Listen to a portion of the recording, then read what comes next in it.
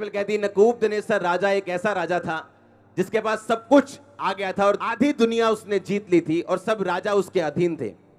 और बाइबल कहती है उसने एक दिन अपनी छत के भवन से बोला, छत के ऊपर से, कहता क्या ये मेरे ही हाथों का बसाया हुआ शहर नहीं?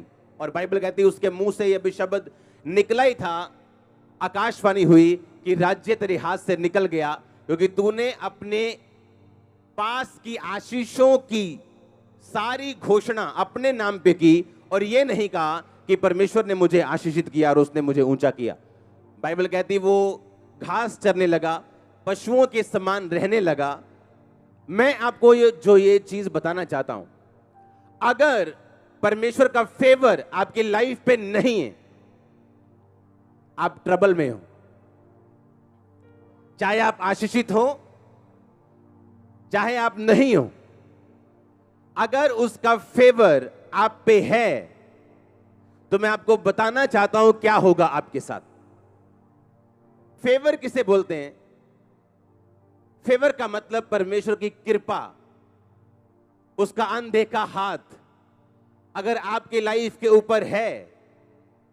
परमेश्वर ने कहा, अपने वचन में लिखा, पतरस कहता कि परमेश्वर और प्रभु यीशु मसीह की पहचान के द्वारा अनुग्रह और शांति तुम में बहुतायत से बढ़ती जाए। आज आपके पास जितनी आशीष है आप उसी के काबिल हो तो उतनी है।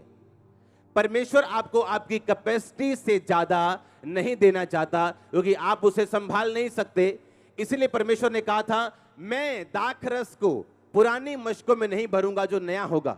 नया दाखरस नई मशकों में भरा जाएगा और पुराना वाला पुराने में भरा जाएगा। ऐसा ना हो कि नया दाखरस जब पुरानी मशक में जाए वो उसे फाड़ दे, क्योंकि जो पुरानी मशकें होती थी वो चमड़े की होती थी और टाइट हो जाती थी। जब पुरानी होती थी, लचकीली नहीं होती थी, और जब नया दाखरस उनमें डाला जाता था तो वो मशकें फट जाती थी, क्योंकि वो लचकीली नहीं होती थी।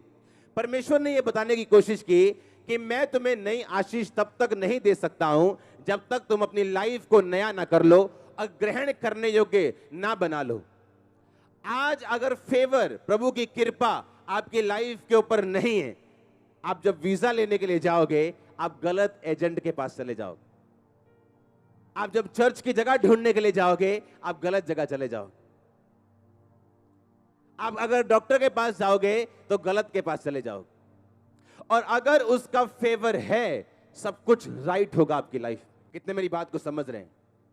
परमेश्वर ने कहा, जब मेरी पहचान तुम में बढ़ेगी मेरा अनुग्रह तुम में बढ़ेगा। जब मेरी पहचान तुम में बढ़ेगी मेरी शांति तुम में बढ़ेगी। और जब अनुग्रह बढ़ेगा, आपका दुश्मन चाहे कुछ भी कर ले, आप अगले लेवल पे होंगे। आज आपकी डेस्टिनीज चेंज कर रहे हैं खुदावन। आज इस वचन को सुनते हीलिंग आप पे उतर रही, ब्रेक थ्रू आप पे उतर रहा है। मैं आपको सिर्फ वर्ड देने के लिए नहीं आया हूं, मैं ये घोषणा करने के लिए आया हूं कि वो फेवर आपकी लाइफ के ऊपर आ रहा है यीशु मसीह के नाम में। जो लोगों ने आपको नीची हालत में देख लिया वो गवाही के लिए था। आप तैयार हैं उसके फेवर को रिसीव करने के लिए? अगर उसका फेवर आपकी लाइफ पे नहीं, मैंने क्या कहा आपको, सुनो, रिश्ता करना आपके हाथ में है, पर अच्छा पार्टनर वो फ्यूचर में हो या ना हो ये आपके हाथ में नहीं।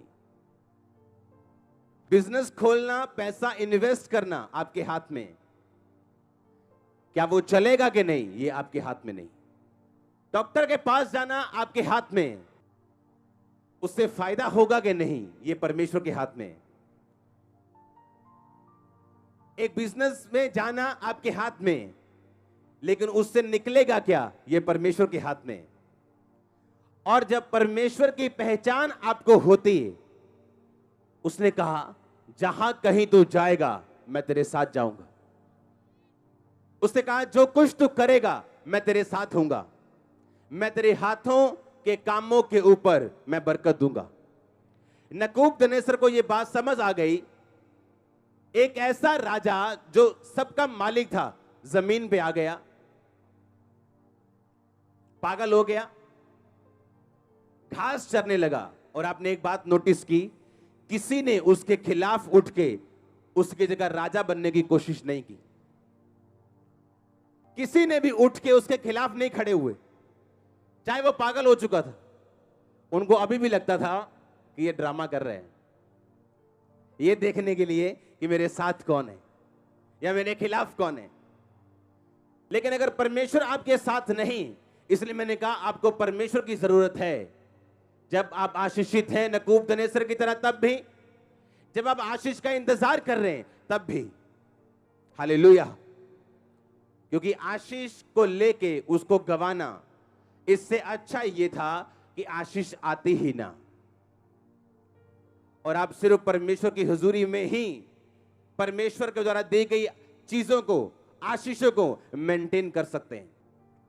बोलो अपने पड़ोसी को, परमेश्वर जरूरी है, आशीष के पहले भी और आशीष के बाद भी।